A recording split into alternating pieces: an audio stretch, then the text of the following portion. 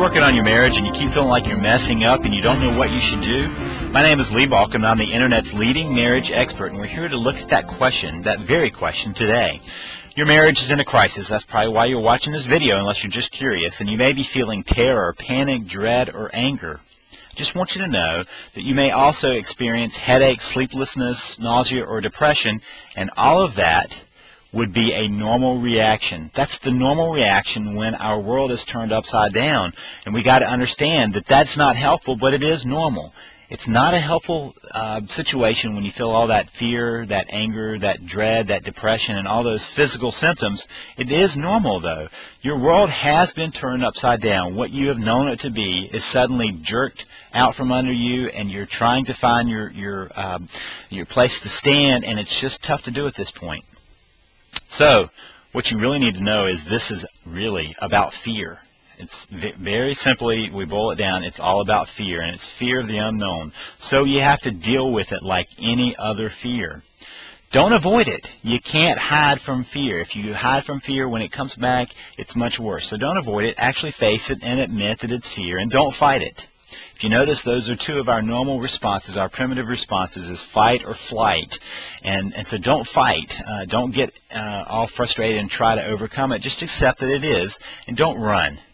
As much as we like to get away from pain, that sometimes is our immediate reaction when someone says, hey, I want to get out of this marriage. We suddenly don't even want to talk about it, or we suddenly want to fight them about it, or we want to get away from them and push them away. So remember that those are our normal reactions, and we want to do something on it, because that just turns on the fear when we do those responses. We're actually proving that we should be fearful, and we escalate the fear instead of getting rid of it.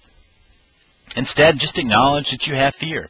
Acknowledge what it's about. Acknowledge that you're scared because you don't want to lose your relationship, and seek advice from someone you trust. This can be a friend, a therapist, a minister, someone who can be beside you and support you through this process. Gather good information that is constructive. There's so much information out there that'll tell you how there's no chance that you're going to get back together, or it can tell you how to do it by casting spells or manipulating or somehow coercing the other person. That is not good sources of information.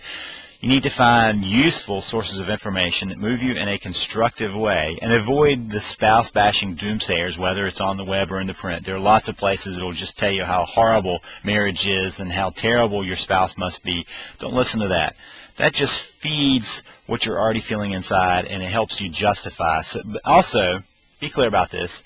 At this point, it's not the time to not take care of yourself. In fact, you really need to take care of yourself in this period of time, even when you're scared. So you need to eat well. You need to make sure you're getting nutrition in. So many times people do one of two things when they're in that fearful response. They suddenly start eating just horrible food, junk food, yucky food, that's the kind of the comfort food, and so they gain weight and feel worse. Or they don't eat at all and they lose weight and feel worse. You need to eat well. Make sure you're eating useful meals, good meals for your body. Get some exercise. Now, I'm not saying you start a whole marathon training program if you haven't been doing that, but you need to get out and walk and enjoy nature, or do something that releases some of that adrenaline that's building up in your body, because that really is a natural process here. When we get fearful, we're pumped full of adrenaline, and the only way our body can get rid of that is to work it out. And working it out means to have some physical activity going on. So make sure you exercise. And on top of exercising, make sure you get rest. Most people need between 6 and 8 hours of rest, and that's when they are doing okay. You may need to make sure that you're getting rest, because sometimes when we're fearful, we also don't rest well. We want to make sure that we take care of ourselves and have good sleep hygiene so that we can get the rest we need. And then involve yourself. Find some interest to lose yourself in sometimes, so that you have a break from being worried about what's going on. You need to have something as a focus other than getting back together. You need to have something that's going to help enliven your life, because when you get so caught up into one thing, you lose yourself, you lose your identity, and more than that, you make yourself boring to those around you. And not only that, you get so focused that you can't even be effective in what you're trying to be effective in. So find something to involve yourself in and enjoy life a little bit, because this is not the end of the world. This is just a process that you're going through, and you have to treat it like that. Not succumbing to the fear, that is priority number one. You want to breathe, meditate, take some time for yourself, calm down, and think of the soothing side of life. Don't give in to the fear, and if you can do that, you have done a huge step in trying to deal with that fear of messing up. And even if you've messed up in the past, set that aside, move forward. We're always moving forward. We're always trying to do better things. That's the process of life.